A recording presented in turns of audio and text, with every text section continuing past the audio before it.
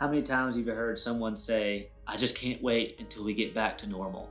And maybe you're like me. I mean, I've said it before too. I'm guilty of just wanting for things to get back to normal. Man, I long for the day when I can just sit in a coffee shop again or a restaurant, or not have to walk certain ways down the aisle of a grocery store, which, let's be honest, not all of us are doing that anyway. But it's something that we have been challenged with recently is this idea of all of us wanting to just get back to normal.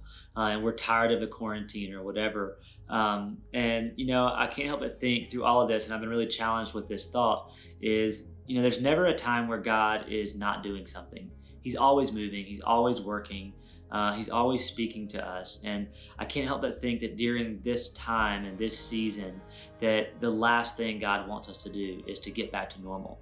I had the opportunity to preach at our church here in Hendersonville. It's called the Bridge Church. And in that message, it was just something that I was going through personally and just something that's been challenging me, which is, man, let's stop saying let's get back to normal and let's begin redefining what normal should look like for us. This is an opportunity for us to hit the reset button, an opportunity for us to really think through and pray through what it is that God is saying to us and what it is that He wants for us to alter, to change, to improve on in our life.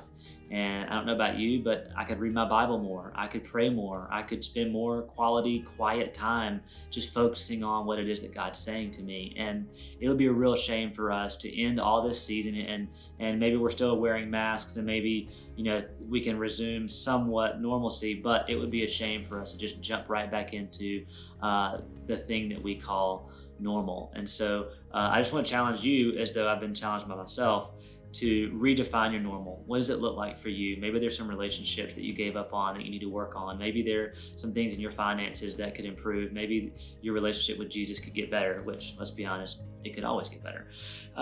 But it's been a challenging season for sure, and I think it's been a good thing. I think it's been a good challenge for us. It's really helped the capital C church to really process through and re-strategize how are we actually being the church in our community. And I think it's been really healthy for us. For us as a ministry, and if you don't know, I'm just going to spend the next 2 minutes giving you a brief overview of what Caitlin and I are doing. Maybe some of you don't even know where we live. And so if you follow us on social media, maybe you even get our monthly newsletter and you just kind of skim it, look at the pictures, and then keep moving. Just listen to the next minute and a half, and this will give you the overview of what we're doing. So a year ago, Caitlin and I started a nonprofit called the Refuge Retreat. And our mission is to unify a generation of college students to be disciple-making followers of Jesus.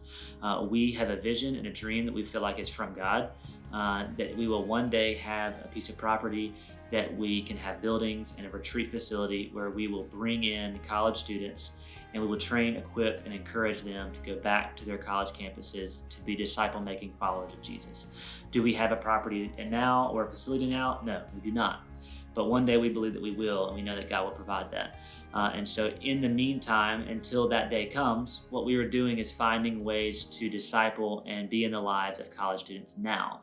And so through quarantine, we have started some Zoom Bible studies. As my wife leads one for the girls, I'm leading one for the guys, and we do them once a week. And we've had the opportunity to connect with around 50 or so college students from all over the Southeast.